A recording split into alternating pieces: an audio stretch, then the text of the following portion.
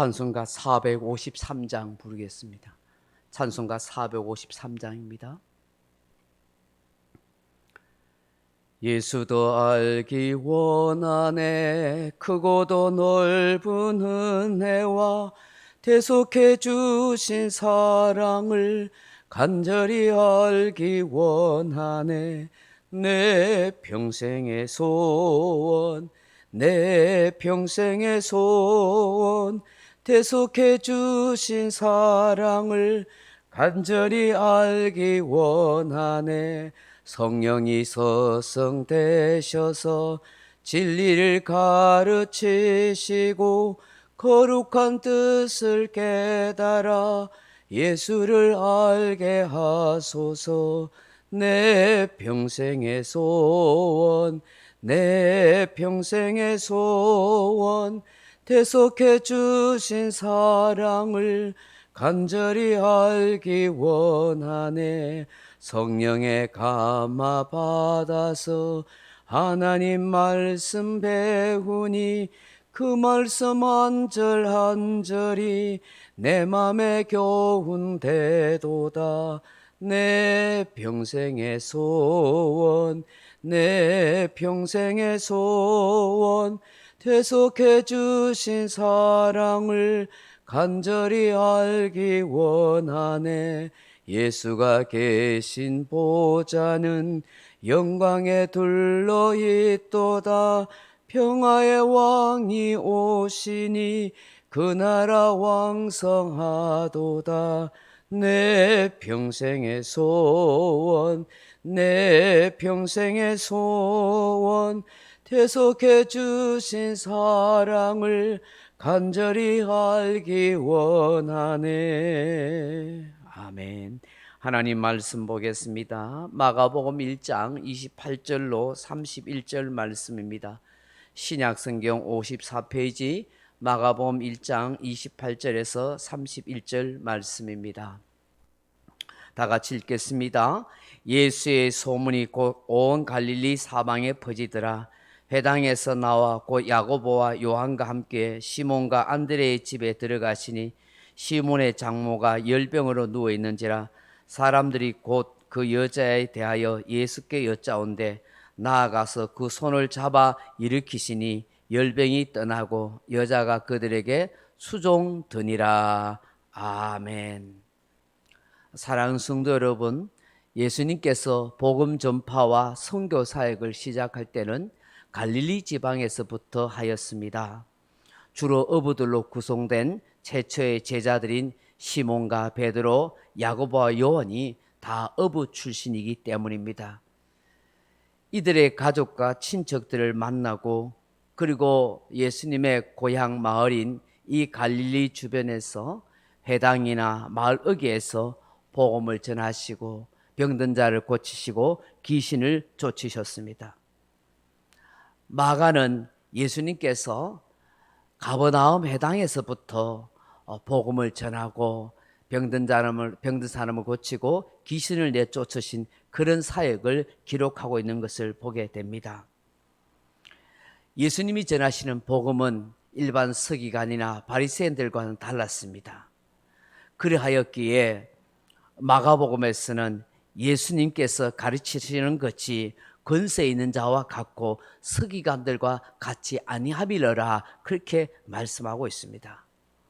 오늘 본문은 예수님께서 본격적인 사역을 하고 있는 그런 내용을 말씀하고 있습니다.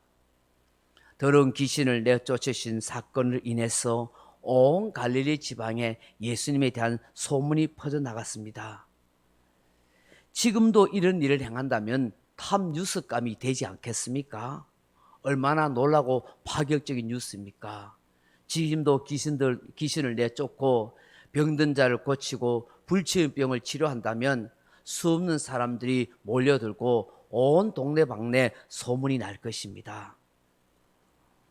예수님께서 이 회당에서 복음을 전하고 병든 자를 고치고 귀신을 내어 쫓으신 다음에 시몬, 베드로, 안드레의 집에 들어가게 되었습니다.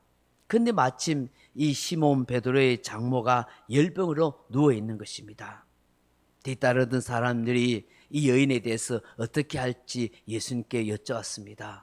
예수님, 이 열병을 누워있는 이 여인도 고칠 수 있겠습니까? 예수님은 아무 말씀도 하지 않고 조용히 다가가서 손을 내밀었어.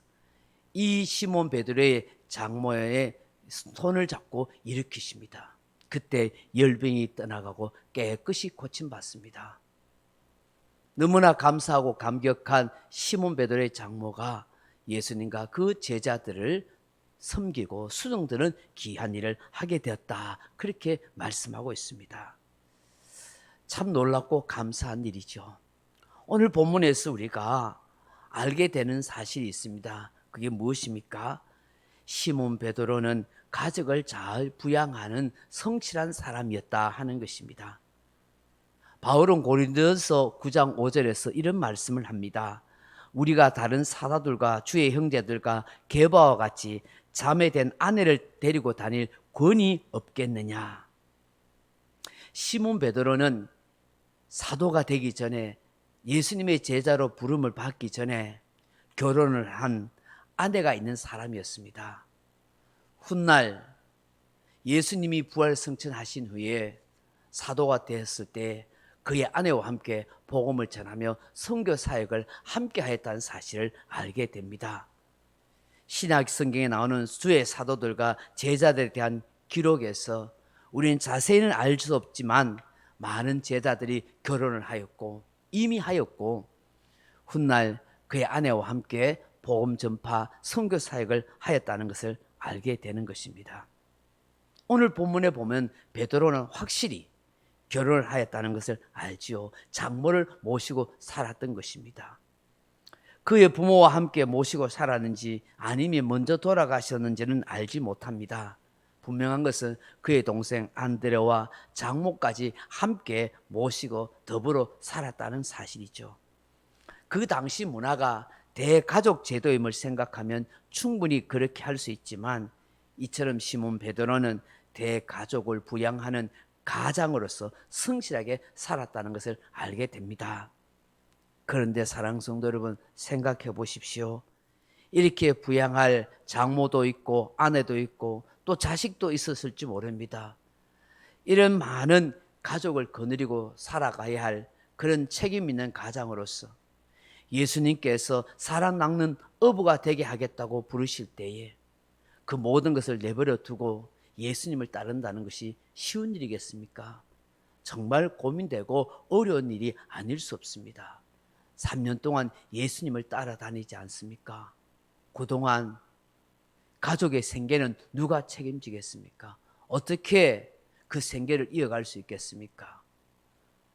남은 가족들이 많이 애를 쓰고 고생하고 수고를 해야 되었을 것입니다. 그럼에도 불구하고 예수님의 이 부르심 앞에 과감하게 결단하고 의지를 가지는 그 베드로를 볼 때 우리는 참 존경하게 되고 배우게 된다 하는 것이죠. 베드로는 무엇보다도 이 가족을 사랑하고 부양하는 그런 아름다운 모습을 가졌던 성실한 가장이라는 사실을 우리는 알게 됩니다. 물론 훗날 예수님께서 이 베드로의 가족도 다 살아갈 수 있도록 역사해 주신 줄로 믿습니다. 또 본문에서 우리가 깨닫게 되는 게 무엇입니까? 은혜를 입은 사람은 반드시 은혜를 갚고자 한다 하는 것입니다. 시몬 베드로의 장모가 예수님을 통해서 그 열병을 고침받고 그렇게 일어나게 되었습니다. 열병이 당장 죽을 병이 아니라고 해도 얼마나 고통스럽겠습니까? 고열을 동반하는 그런 병입니다. 그 열병의 원인이 무엇인지, 그 열병의 종류가 어떤 것인지는 알 수 없습니다만은 나이 많은 노인이 열병에 걸렸다는 것은 참으로 괴로운 일입니다. 그 당시 의사가 많지 않습니다. 좋은 약도 있지도 못할 것입니다. 고통하고 신음하는 그 가운데 예수님이 오셔서 그 병을 고쳐주신 것에 대해서 얼마나 감격했겠습니까? 베드로의 장모는 고침받고 난 뒤에 시침이 떼고 모르는 척하지 아니하고 감격해서 예수님과 그 제자들을 정성껏 섬긴 것입니다. 여기에 시종 들다 하는 말이 디아코네오 하는 말인데 봉사하다, 섬기다, 종이 되다 하는 뜻입니다. 정성을 다하여 마치 종처럼 그렇게 섬겼다는 것이죠. 예수님을 섬겼다는 말이 뭐겠습니까? 제자들을 섬겼다는 것이 무엇입니까? 그들에게 정성껏 식사를 대접하고 편히 쉴 수 있도록 잠자리를 그렇게 보살펴 줬다 하는 것입니다. 우리 또한 예수님께 은혜 입은 인생이 아닙니까? 제사함의 은혜를 입었고 구원의 은혜를 입었고 천국 백성이 되는 은혜를 입었고 하늘나라 상속의 은혜, 영생의 은혜를 입고 받고 사는 인생입니다. 그리고 매일매일 나와 함께 해주시는 주님의 은혜를 입고 살아가고 있지 않습니까? 이런 은혜를 입고 있는 우리들은 주님께 은혜를 갚는 심정으로 하루하루를 그렇게 살아가야겠습니다. 이 새벽에 주시는 이 말씀을 통해서 함께 묵상하고 기도하면 좋겠습니다. 성실하게 가족을 사랑하고 부양하며 그렇게 살아가야 하옵소서. 은혜를 받고 입은 성도로서 마땅히 주님께 은혜를 갚을 수 있는 그런 믿음의 성도가 되게 하여 주옵소서. 그렇게 기도하는 저와 여러분 되길 주님의 이름으로 축원합니다. 각자 기도하시기 바랍니다.